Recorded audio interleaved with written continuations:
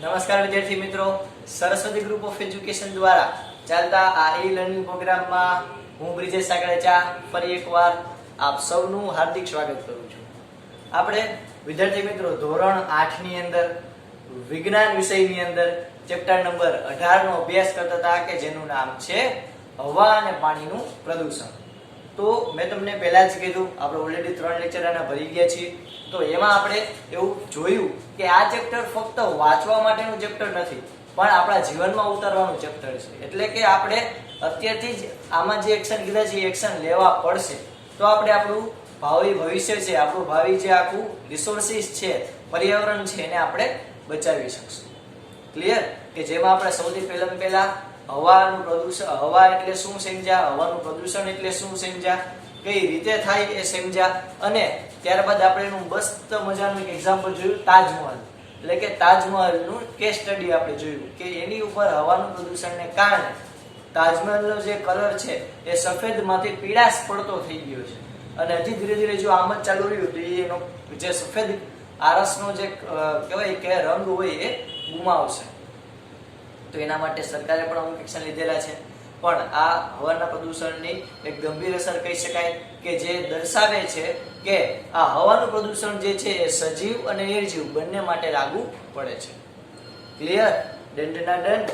ચાલ, હવે આપણે આ જ ચેપ્ટરનો નવો ટોપિક એટલે કે ચોથો ટોપિકની શરૂઆત કરીએ કે જેનું નામ છે ગ્રીન હાઉસ અસર.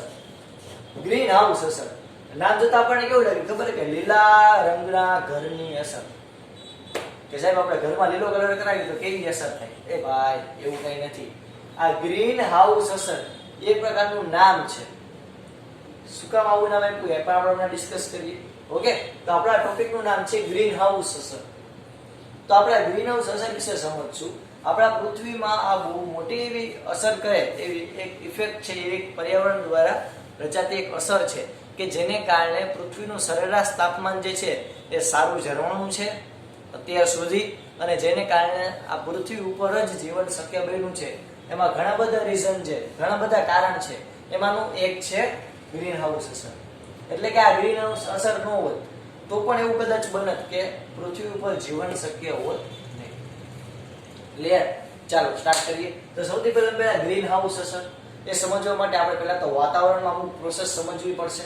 શું છે? તો કે સૂર્યના કિરણો પૃથ્વીની સપાટીને ગરમ કરે છે. હવે આમાં તમને મારે કાંઈ સમજાવવા જેવું છે એનો કે સૂર્યના કિરણ પૃથ્વી ઉપર આવે તો પૃથ્વીની સપાટીને ગરમ કરે કે ન કરે? કરે. તમને ડાઉટ હોય તો એકદમ મસ્ત મજાનો તડકો આવતો હોય, ત્યાં 12 વાગે 1 વાગે તમારે ઉઘાડા પગે ચાલવું. ઓકે, તમને ગરમ સપાટી લાગશે કે ઠંડી લાગે? તમે મને કહેજો. ક્લિયર? ઓબ્વિયસ વાત છે કે આપણે ઉનાળો હોય કે 12 વાગ્યાનો તડકો હોય તો ત્યારે આપણે ઉઘાડા પગે જમીન ઉપર નીકળી તો આપણને ગરમીનો અહેસાસ થાય કે ઠંડીનો? તો કે ભાઈ ઓબ્વિયસ વાત છે ગરમીનો. શું કામ? તો કે જમીન ગરમ થાય. જમીન ગરમ થાય એટલે કે પૃથ્વીની સપાટી, વિજ્ઞાનની દ્રષ્ટિએ કહીએ તો પૃથ્વીની સપાટી ગરમ થઈ આપણે કહી શકાય. તો અહીંયા બિચારો તો કે એનો શું? તો કે સૂર્યના કિરણો પૃથ્વીની સપાટીને ગરમ કરે છે. ચોખ્ખી વાત છે. તડકો ન હોય તો પૃથ્વીની સપાટી ગરમ થાત નહીં, જમીન ગરમ થાત નહીં. કોઈ એવું જોયું ચોમાસું હોય બહુ મસ્ત મજાના કાળા કાળા વાદળ આખા ઘેરાઈ ગયા હોય અને એમાં તમે જમીનની બહાર નીકળો ને તમે ઓહો ગરમી થાય એવું આપણે કોઈ દી કઈ ક્યારેય ન કહીએ, કારણ કે એમાં જમીન એટલી ગરમ ન થાય કે જેટલી ઉનાળામાં એકદમ ધગધગતી ગરમ થઈ ગઈ. તો આયા હું તમારી સામે અમુક આકૃતિ દોરીશ. તો સૂર્યના કિરણો પૃથ્વીની સપાટીને ગરમ કરે છે અને પૃથ્વી ઉપર પડતા વિકિરણોનો કેટલોક હિસ્સો આ સપાટી દ્વારા શોષાય છે. હવે જો કોઈ વસ્તુ ગરમ ક્યારે થાય તો કે જ્યારે એ પદાર્થ કંઈક ઉષ્મા કે કોઈ ઉર્જા એ શોષે, પોતાનામાં શોષણ કરે તો જ ગરમ થાય. એનું એક બેસ્ટ એક્ઝામ્પલ આપું, કાળો કલર અને સફેદ કલર. આપણે ઉનાળામાં જુઓ, આપણે ક્યારેક કેમ કે કાળો કલર ન પહેરતો ગરમી વધારે થાય, અથવા તો કાળો કલર ન પહેરતી ગરમી વધારે થશે. એનું કારણ શું? તો કે ભાઈ કાળો કલર જે છે એ ઉર્જાનું શોષણ કરે છે. ઉર્જા જે એની ઉપર આવે, એની ઉપર કોઈ પ્રકાશના કિરણ આવે એને એ શોષી લે. તો કોઈ વસ્તુ શોષે ને એટલે એ ગરમ થાય.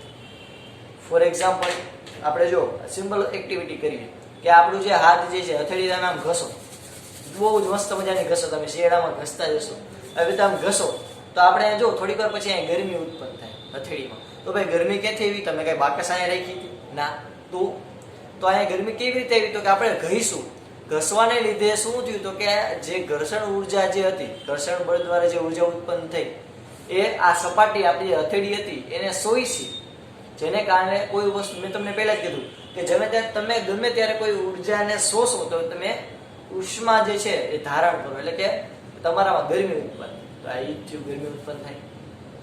ક્લિયર? તો અહીંયા એવી જ રીતે કે પૃથ્વીની સપાટી ઉપર જે વિકિરણો પડશે એ જમીન દ્વારા, સપાટી દ્વારા શું થાય? શોષાશે. તો શોષાય એટલે જમીન શું થાય? ગરમ થાય. તો કીધું બિચારા કે સપાટી દ્વારા શોષાય છે. હવે જેવી શોષાય, હવે બધી ઉર્જા તો શોષાય નહીં, અમુક ઉર્જાનું શું થતું હોય? પરાવર્તન. સૂર્યમાંથી ઘણા બધા વિકિરણ આવ્યા. ફોર એક્ઝામ્પલ જો હું મસ્ત મજાની આકૃતિ દઉં. આને હું કહું પૃથ્વી, એટલે કે EARTH. આને હું કહું પૃથ્વી. આ પૃથ્વીની સપાટી તમને દેખાય? મસ્ત મજાની દેખાય છે. હવે આની ઉપર જુઓ, સૂર્યના કિરણ આવે છે. આવ્યો સૂર્યના કિરણ, ઊંધા નથી આવતા, સીધા જ આવે.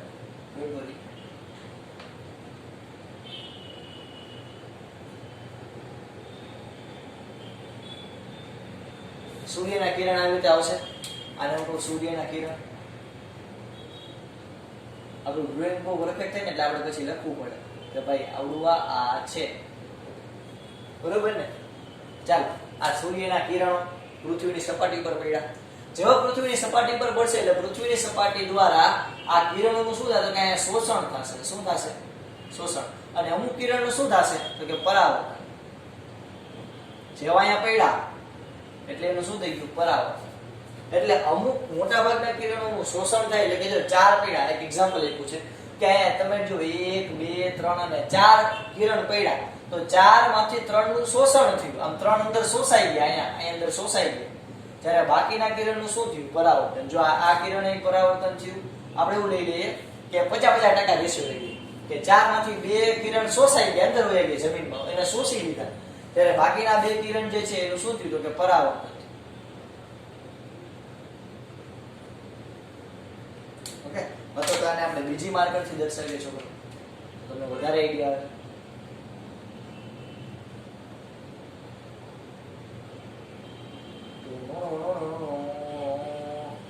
પરાવર્તન.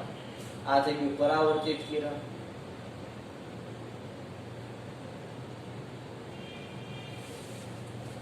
તો આપણે ક્યાં પહોંચ્યા હતા? તો કે ભાઈ પૃથ્વી ઉપર જ્યારે સૂર્યના કિરણો પડે ત્યારે ઘણા બધા કિરણો જે છે એનું શોષણ થાય, જાય શોષાઈ ગયા. જ્યારે બાકીના ઘણા બધા કિરણોનું શું થાય? પરાવર્તન, એટલે કે પરાવર્તિત થાય. પરાવર્તનની ઘટના આપણે પ્રકાશવાળા ચેપ્ટરમાં ભણેલા છીએ કે જ્યારે કોઈ વસ્તુ પર સપાટી પર પ્રકાશનું કિરણ ભટકાય અને પાછું વળે એને કહેવાય પરાવર્તન. તો જો આ ભટકાઈને પાછું ગયું એને કહેવાય પરાવર્તન. તો પરાવર્તિત થાય. તો પરાવર્તિત થયેલા વિકિરણોનો કેટલોક ભાગ વાતાવરણ દ્વારા રોકાય છે. એટલે કે અહીંયાથી આમ જતા હોય પાછા, તો વળી પાછા વચ્ચે વાતાવરણ જેવા પોલીસ વાળા આડા આવે. ઓકે, એટલે વાતાવરણની પોલીસ આડી આવે. એટલે કે આપણે ફોર એક્ઝામ્પલ એવું લઈ લઈએ કે અહીંયા પૃથ્વીનું વાતાવરણ આવેલું છે. શું છે? તો કે પૃથ્વીનું વાતાવરણ.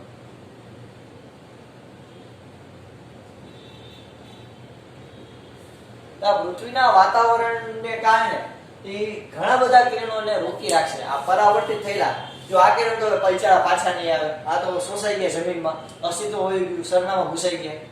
હવે તો કે આ જે કિરણ જે છે એ સપાટી પર પડ્યું, ત્યાંથી પરાવર્તન પામી અને વાતાવરણ જે છે એની સપાટી ઉપર આવશે એટલે વાતાવરણ એને રોકશે. ઓય ભાઈ ક્યાંય જવું નથી, અહીં રોકાઈ ગયા.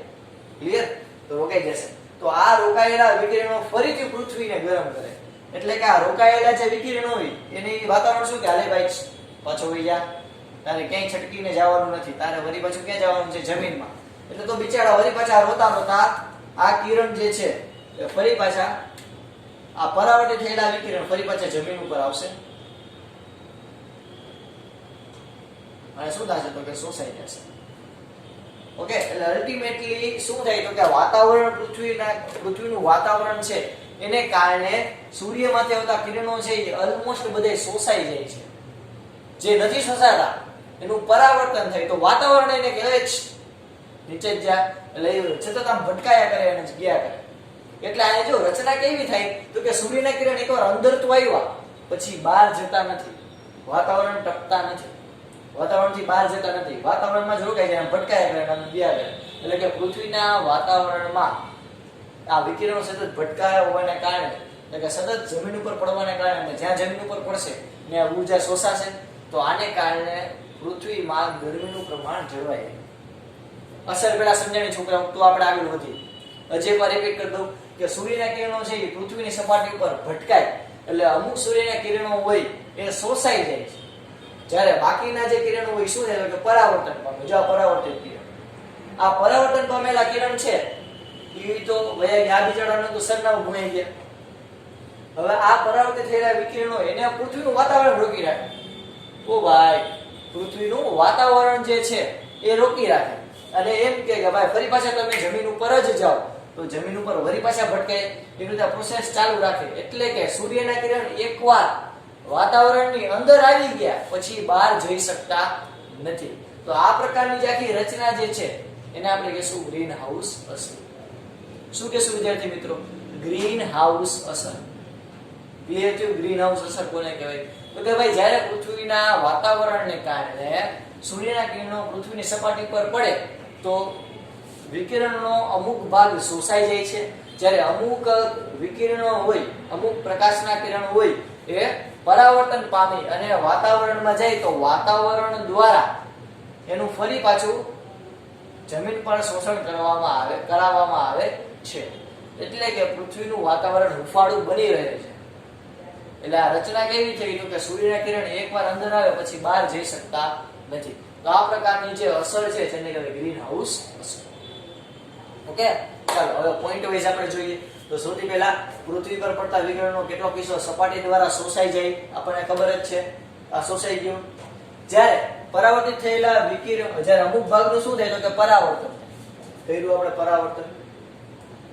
હવે તો કે પરાવર્તિત થયેલા વિકિરણનો કેટલોક ભાગ વાતાવરણ દ્વારા રોકાય છે. જો આ કેટલોક ભાગ વાતાવરણ દ્વારા રોકાઈ ગયો. ઓય ઉભા રહ્યો ભાઈ, ક્યાંય જવું નથી. ક્યાં જવું તમારે? આ રોકાયેલા વિકિરણો ફરીથી પૃથ્વીને ગરમ કરે છે. એટલે કે આ રોકાયેલા વિકિરણો ફરી પાછા પરાવર્તિત થશે, ઓકે, ભટકાયા કરશે. એટલે એ પૃથ્વીને ગરમ કર્યા રાખશે.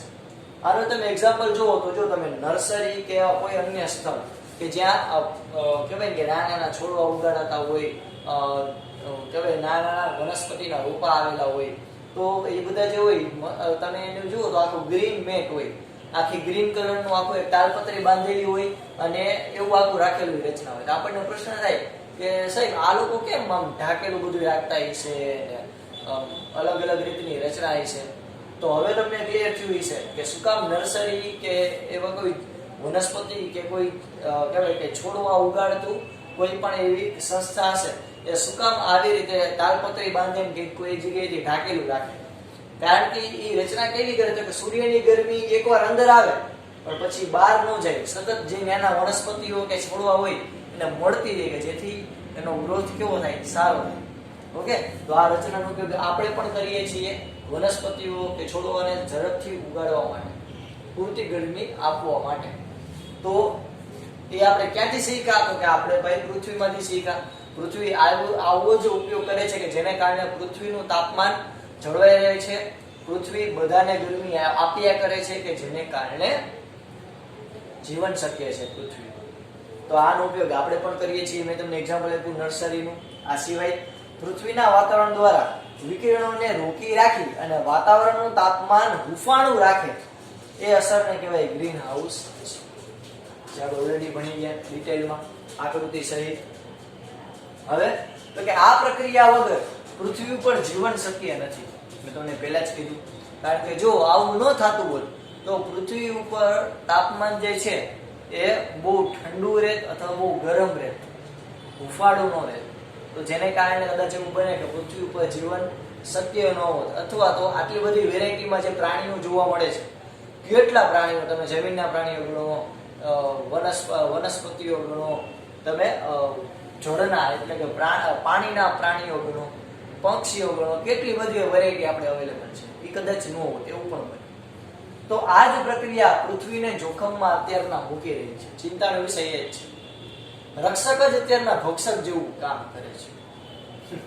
એટલે કે આપણને જે અત્યાર સુધી બચાવતી હતી, જેને કારણે આપણું જીવન શક્ય હતું, એ જ અત્યારના આપણને પૂરું કરવામાં, આપણા નેસ્તનાબૂદ કરવામાં, આપણા સરનામા ભૂસવામાં મદદ કરી રહી છે. તો એ સિસ્ટમ એવી ગાંડી તો નથી થઈ કે અત્યાર સુધી પૃથ્વીમાં એ પૃથ્વીને બચાવવાનું કામ કરી રહી હતી અને અત્યારના આપણને જ જોખમમાં મૂકવાનું કામ કરે છે. કારણ કે આપણા લક્ષણ એવા છે, આપણા અમુક લક્ષણ એવા છે, આપણી અમુક પ્રવૃત્તિ એવી છે કે જેને કારણે પૃથ્વી પર આવી આડઅસર આવી, કે જેને કારણે આપણી જે સિસ્ટમ હતી ગ્રીન હાઉસ અસર, કે જે આપણને બચાવતી હતી, એ જ આપણને તેના જોખમમાં મૂકી રહી છે. તો કઈ અસર છે આપણે એ જોઈએ. જેનો મુખ્ય જવાબદાર વાયુ કયો છે? કાર્બન ડાયોક્સાઇડ, CO2 એટલે કે CO2, કાર્બન ડાયોક્સાઇડ.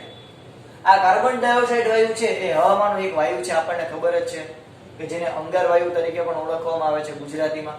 આ અંગાર વાયુ અથવા કાર્બન ડાયોક્સાઇડ વાયુ CO2 એ વનસ્પતિઓ પ્રકાશ સંશ્લેષણની પ્રક્રિયામાં ઉપયોગ કરે છે, કે જે આપ જાણો છો, તમે ભણી ગયા કે વનસ્પતિઓ જે છે કાર્બન ડાયોક્સાઇડ વાયુ લે અને ઓક્સિજન છોડે છે. જ્યાં આપણે ઉલટું કરીએ, આપણે ઓક્સિજન લઈએ છીએ અને કાર્બન ડાયોક્સાઇડ વાયુ છોડીએ છીએ. તો આપણા માટે ઓક્સિજનનો પૂરતો જથ્થો પૂરો પાડનાર એકમાત્ર કોઈ હોય તો એ કોણ છે? વનસ્પતિઓ. એટલે વનસ્પતિઓ જ આપણા તારણહાર છે. એ માનવીઓએ વહેલામાં વહેલી તકે સમજવું પડશે. ક્લિયર? તો CO2 હવામાનનો એક વાયુ છે કે જેનો વનસ્પતિઓ પ્રકાશ સંશ્લેષણની પ્રક્રિયામાં ઉપયોગ કરે છે. જો આ CO2 નું પ્રમાણ વધે, આ કાર્બન ડાયોક્સાઇડ વાયુનું પ્રમાણ વધે, તો એ પ્રદૂષક તરીકે કામ કરે.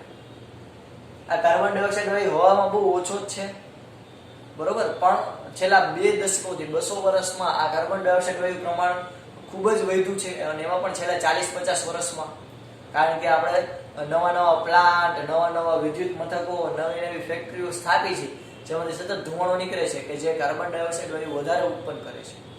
આ કાર્બન ડાયોક્સાઇડ વાયુનું પ્રમાણ વધે. જો એ નોર્મલ અવસ્થામાં હોય તો એ કેના તરીકે કામ કરે? તો કે ભાઈ નોર્મલ અવસ્થામાં હોય તો એ આપણા માટે સારું છે, પણ એ જો વધારે પ્રમાણમાં વધી જાય તો એ વાયુના પ્રદૂષક તરીકે કામ કરે. આ કેના જેવું? તો કે સુગર આપણામાં મેન્ટેન હોય, આપણા બોડીમાં સુગર મેન્ટેન હોય તો વાંધો ન આવે, પણ વધી જાય તો ડાયાબિટીસ થાય.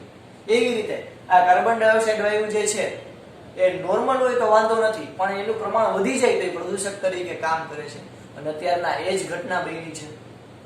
ઓકે, તો આ CO2 નું કેવી રીતે ઉત્પન્ન થાય છે? સાહેબ, આ કેવી રીતે અચાનક વધી ગયું છેલ્લા 200 વર્ષમાં? તો કે ભાઈ માનવીય પ્રવૃત્તિઓ દ્વારા સતત CO2 નું ઉત્સર્જન થાય, સતત કાર્બન ડાયોક્સાઇડ વાયુનું ઉત્સર્જન થાય છે. અને બીજી અગત્યની વાત સામે કે વન વિસ્તાર સતત ઘટી રહ્યા છે, એટલે કે જંગલો સતત ઘટી રહ્યા છે. જો કાર્બન ડાયોક્સાઇડ વાયુનું પ્રમાણ વધે, સામે આપણે જંગલે વધારતા હોત તો વનસ્પતિઓ કાર્બન ડાયોક્સાઇડ વાયુને ખાઈ જાય તો કાંઈ અસર ન આવે. પણ આ તો ઉલટું થાય. એક તો કાર્બન ડાયોક્સાઇડ વાયુનું પ્રમાણ વધે છે અને સામે જંગલ ઘટે છે. એટલે જંગલ ઘટે છે તો કાર્બન ડાયોક્સાઇડ વાયુ જેટલો ઉત્પન્ન થાય છે એટલો વનસ્પતિઓ દ્વારા ખવાતો, એટલે કે શોષાતો નથી. તો જેને કારણે આ કાર્બન ડાયોક્સાઇડ વાયુ જે છે ક્યાં જાય? વાતાવરણ. તો વાતાવરણમાં કાર્બન ડાયોક્સાઇડ વાયુ છે એ ગરમીને રોકી રાખે અને અવકાશમાં જવા દેતી નથી. એટલે કાંઈ ઊંચે જવા, અહીંયા ઊંચે ઉપર જ જવા દેતી નથી, એ ત્યાં રોકી રાખે છે. જેથી પૃથ્વીના સરેરાશ તાપમાનમાં ધીરે ધીરે શું થાય? વધારો. હવે આપણે બધા સપાટી પર જ રમવાના છે, તો પૃથ્વીના સરેરાશ તાપમાનમાં વધારો થાય છે, કે જેને કહેવાય ગ્લોબલ વોર્મિંગ. તમે આ નામ સાંભળ્યું હશે, ગ્લોબલ વોર્મિંગ. તો ગ્લોબલ વોર્મિંગ એટલે શું? એ અને ગ્રીન હાઉસ અસર બે અલગ છે. ગ્રીન હાઉસ અસર, તો કે ગ્રીન હાઉસ અસર આપણે સમજ્યા કે પૃથ્વી પોતાનું જાતે જ એવી સિસ્ટમ બનાવેલી છે કે જેથી એનું વાતાવરણ હુંફાળું રહે, નહીં ગરમ નહીં ઠંડુ રહે. પણ આપણે કંઈક છેડછાડ કરી કે જેને કારણે ગ્રીન હાઉસ અસર જે છે એ અનકન્ટ્રોલેબલ થઈ ગઈ. એટલે કે પૃથ્વીના વાતાવરણમાં ધીરે ધીરે, પૃથ્વીના તાપમાનમાં ધીરે ધીરે વધારો થાય છે, કે જેને કહેવાય ગ્લોબલ વોર્મિંગ. આ ગ્લોબલ વોર્મિંગની જે ઘટના છે એના માટે કેટલાક જવાબદાર વાયુઓ છે કે જેને ગ્રીન હાઉસ વાયુઓ કહેવાય. આ ગ્રીન હાઉસ વાયુઓ જે છે એ ગરમી વધારવાનું કામ કરે, જેમાં કાર્બન ડાયોક્સાઇડ વાયુ ઉપરાંત મિથેન, મિથુન નથી હો, કે મિથુન હોય, મિથુન નથી, મિથેન, નાઇટ્રસ ઓક્સાઇડ અને પાણીની વરાળ આવા કેટલાક વાયુઓ જે છે એ પણ ગ્રીનહાઉસ વાયુઓ તરીકે કામ કરે છે કે જે પૃથ્વીના સરેરાશ તાપમાનમાં ધીરે ધીરે વધારો કરે છે. વિશ્વની સરકારો માટે આ એક બહુ મોટો પડકાર છે. વિશ્વની સરકાર જે છે ઓબ્વિયસ છે કે આખા વિશ્વમાં ઘણી બધી જગ્યાએ આની અસર જોવા મળી છે. જેમ કે આપણી બુકમાં એક એક્ઝામ્પલ આપેલું છે કે જે તમારે તમારી બુકમાં પણ લખવાનું છે, નોંધી લેજો, મેં લખેલું નથી, કે હિમાલય જે છે એમાં ગંગોત્રી જે વિસ્તાર જે છે એની આખી હિમશિલાઓ એટલે કે આખા જે બરફના આખા જે પહાડો ધીરે ધીરે ઓગળી રહ્યા છે. આ સિવાય આપણે જોયું છે, તમે સાંભળેલું પણ હશે કે એન્ટાર્કટિકા જે છે એનો બરફ ઓગળી રહ્યો છે અને દરિયો ધીરે ધીરે દરિયાનું પાણીનું લેવલ ધીરે ધીરે વધી રહ્યું છે. ઓકે, તો આવી કેટલીક ઘટનાઓ જવાબદાર છે ગ્લોબલ વોર્મિંગ જે છે એને કારણે. તો ગ્લોબલ વોર્મિંગને કારણે એવું બન્યું છે કે અમુક જે ટાપુઓ હતા એ અત્યારના દટાઈ ગયા છે. અમુક ટાપુઓ જે છે એ પાણીની અંદર ઢકાઈ ગયા છે, એટલે કે એની ઉપર પાણી આવી ગયું દરિયા. તો ધીરે ધીરે પાણી વધતું જશે તો એ જમીનનો વિસ્તાર કેવો કરશે? ઓછો કરશે. ઓકે, તો આ ગ્લોબલ વોર્મિંગની ઘટના ખૂબ જ કહેવાય ગંભીર છે. તમને જાણીને આશ્ચર્ય થશે છોકરાઓ કે 0.05 સેલ્સિયસ જેટલું તાપમાન પણ વધે ને તો પણ એ આપણી પૃથ્વીમાં ઘણી પ્રજાતિઓને નેસ્ત નાબૂદ કરતા. ઓકે, વિશ્વની સરકાર માટે બહુ મોટો પડકાર છે બધા વિશ્વ માટે, કે જેને કારણે ગ્રીનહાઉસ અસર જે છે, ગ્રીનહાઉસ વાયુઓ જેમ કે મિથેન, નાઇટ્રસ ઓક્સાઇડ, પાણીની વરાળ, કાર્બન ડાયોક્સાઇડ વાયુ આ ઘટાડવાના કરાર કરેલા છે ઘણા બધા દેશોએ, કે જેને ધ ક્યોટો પ્રોટોકોલ તરીકે ઓળખવામાં આવે છે. કેના તરીકે? ધ ક્યોટો પ્રોટોકોલ તરીકે એને ઓળખવામાં આવે છે. તો આ જે કરાર કર્યો એનું નામ આપણે યાદ રાખવું પડે, ખાલી જગ્યામાં પૂછાય. અને આ સિવાય આખો ક્વેશ્ચન જે છે 4 માર્કમાં પૂછાય. ગ્રીનહાઉસ અસર સમજાવો, આપણા બધા મુદ્દા લખવા પડે.